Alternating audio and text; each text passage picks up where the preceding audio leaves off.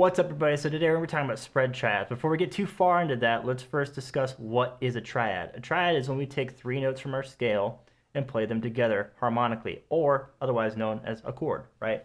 So for a major triad, we're going to take the first note of our major scale, the third note of our major scale, and the fifth note of our major scale and play them together. So let's go ahead and use C major for this example. So I have a C major scale here on the 3rd fret A string. That's C, D, E, F, G, A, B, C. I'm going to take C, my 1, my root. I'm going to take E, my 3rd, and G, my 5th. And I'm going to have to figure out how to play them together. The easiest way is to take this G note and play it on the open G string. So we have C, E, G. Now, this is what's referred to as a closed position triad because we have the thirds stacked closely together, right? They're all there's this close as I can voice this chord. This is a root, also known as root position. Now, to play this as a spread triad, we have to take our middle note, in this case our third, and move it either up the octave or down the octave. Now, basically, if I wanted to do this and move it below, I'd take my middle note here and I'd play it on the open E string. Play it like that. So I have E, C, G. Right?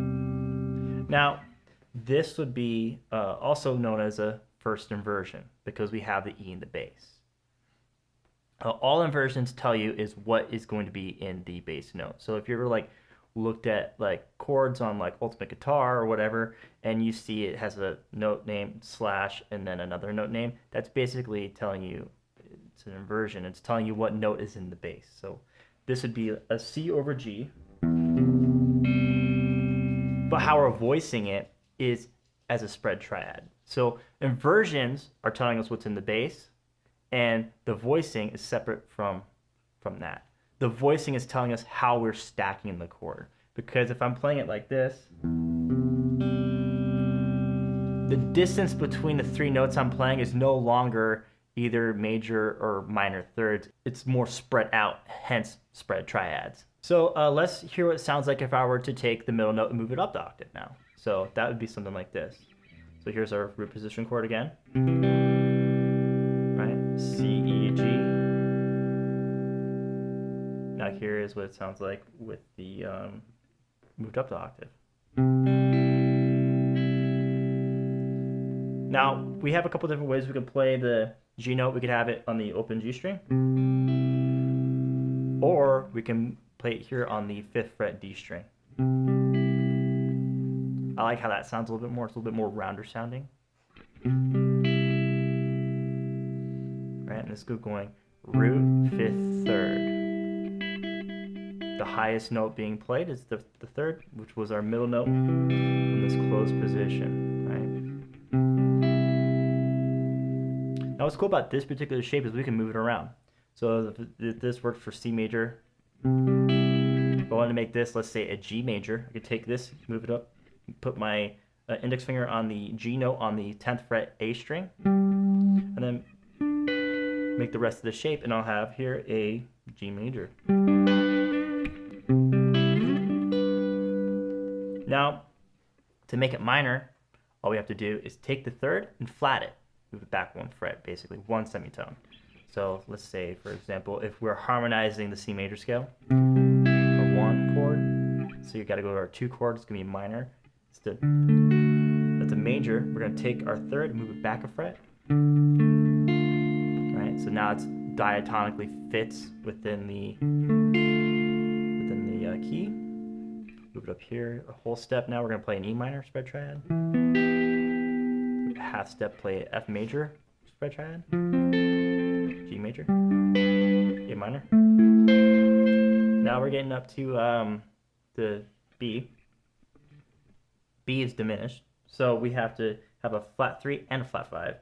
Basically, same idea. It's, you know, we take that spread triad shape we've been using, and we move both fret. We both the 3rd and the 5th back a fret. right? And then we go back here to C.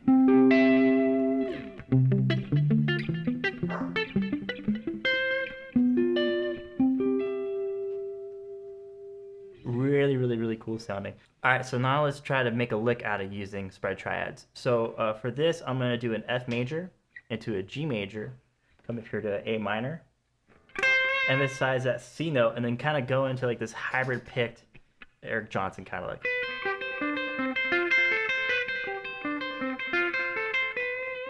I'll include tabs in the description below.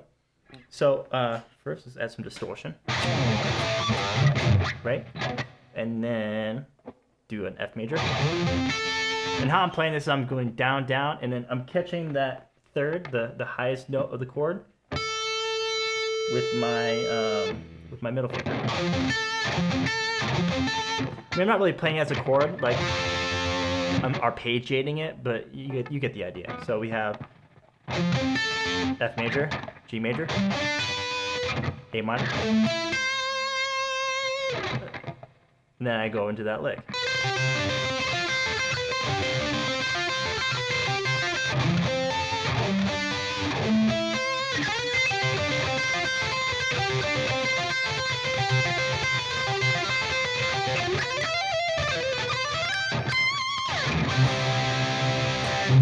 Thank you guys for watching. Hope you found this video helpful. If you liked it, give it a thumbs up and don't forget to subscribe. And I'll see you guys in the next one.